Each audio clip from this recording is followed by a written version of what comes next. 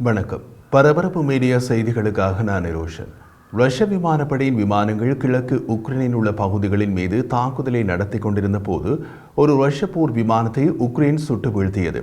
உக்ரைனின் 110வது தனி இயந்திரமயமாக்கப்பட்ட படையணி டொனட்ஸ் பகுதியில் மற்றொரு ரஷ்ய Su-25 விமானத்தை சுட்டு வீழ்த்தியது என்று உக்ரைன் ஜனாதிபதி செலன்ஸ்கி தெரிவித்தார். ரஷ்ய விமானப்படை உக்ரைனில் Su-25 விமானங்களை அதிக எண்ணிக்கையில் இழப்பதற்கு என்ன காரணம்? அந்த விமானம் வடிவமைக்கப்பட்ட விதமே அதற்கு காரணம். சுகோய் நிறுவனம் தயாரித்த Su-25 விமானம் ஒரு சப்சோனிக் ஒற்றை இருக்கை இரட்டை என்ஜின் ஜெட் விமானம். இந்த விமானம் தரைப்படைகளுக்கு நெருக்கமான விமான ஆதரவை வழங்கும் வகையில் வடிவமைக்கப்பட்டது.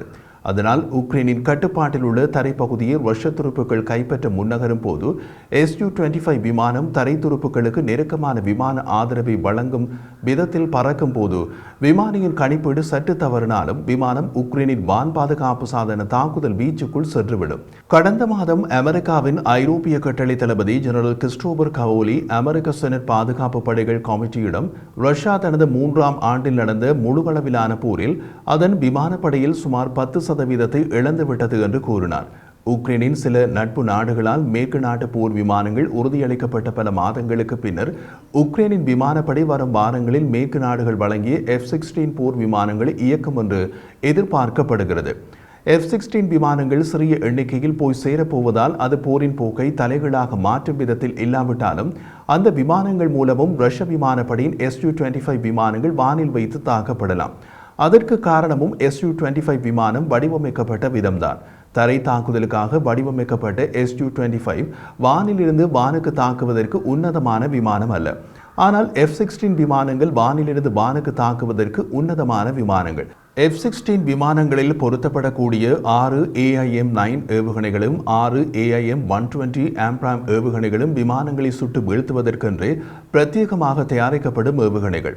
அதனால் உக்ரைன் வான் பகுதியில் வான் மேன்மை பெற்றிராத ரஷ்ய விமானப்படையின் சோவியத் காலத்து தரை தாக்குதல் விமானங்களுக்கு மிகப்பெரிய சிக்கல் ஏற்படும். உக்ரைன் விமானப்படையின் செய்தி தொடர்பாளர் எல்யா ஜெவ்லாஷ் கூறிய போது ரஷ்ய Su-25 ஜெட் விமானத்தை உக்ரைன் விமானப்படையின் வான் பாதுகாப்பு படையணிகள் குறிவைத்துள்ளன. விமானங்கள் உட்பட பல்வேறு வகையான வான் இலக்குகளை திறம்பட சமாளிக்கக்கூடிய சிறிய மற்றும் நடுத்தர அளவிலான வான் பாதுகாப்பு சாதனங்களை இயக்கும் படைப்பிரிவுகளின் பணிகளை ரஷ்ய விமானங்கள் சுட்டு வீழ்த்தப்படுவதில் நாங்கள் காண்கிறோம் என்று கூறினார். ரஷ்யாவின் பெரிய மற்றும் மேம்பட்ட விமானப்படையின் தொடர்ச்சியான தாக்குதல்களை தடுப்பதற்கு உக்ரைனின் வான் பாதுகாப்புக்கு தரையிலிருந்து இயக்கப்படும் வான் பாதுகாப்பு சாதனங்களுக்கே இப்போது முன்னுரிமை அளிக்கப்படுகிறது.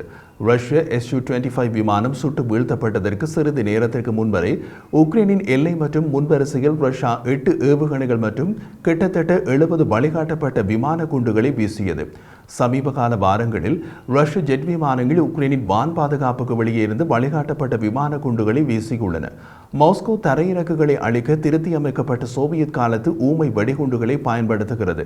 உக்ரைன் தொடர்ந்து பல மேற்கத்திய தயாரிப்பு வான் பாதுகாப்பு சாதன அமைப்புகளுக்காகவும் அவற்றில் பயன்படுத்தப்படும் ஏவுகணைகளுக்காகவும் தொடர்ந்தும் அழுத்தம் கொடுத்து வருகிறது.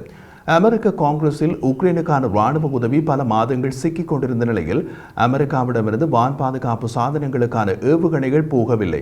சமீபத்தில் அமெரிக்க காங்கிரஸ் உக்ரைனுக்கான ராணுவ உதவிக்கு ஒப்புதல் கொடுத்தது. அதனால் இப்போது உக்ரைனின் வான் பாதுகாப்பு தேவைகள் மற்றும் ஆர்ட்லரி ஷெல்கள் அவசர கதையில் போய் சேர்க்கின்றன. உக்ரைனுக்கு அதிக அளவில் அனுப்பப்படவுள்ள மற்றொரு ஆயுதம் ராணுவ தந்திரோபாய ஏவுகணை அமைப்பு, சுருக்கமாக ATACMS.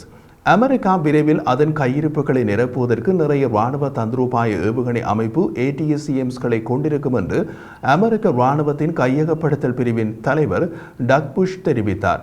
அவரது கூற்றின்படி அமெரிக்க ஆயுதங்களை சமரசம் செய்யாமல் உக்ரைனுக்கு முக்கிய நீண்ட தூர தாக்குதல் திறன்களை கொண்ட ATACMSகளை எம்மால் வழங்க முடிகிறது. கணிசமான எண்ணிக்கையிலான ATACMS ஏவுகணைகள் 2 ஆண்டுகளுக்கு முன் ஆர்டர் செய்யப்பட்டன. இப்போது சரியான நேரத்தில் அவை வருகின்றன.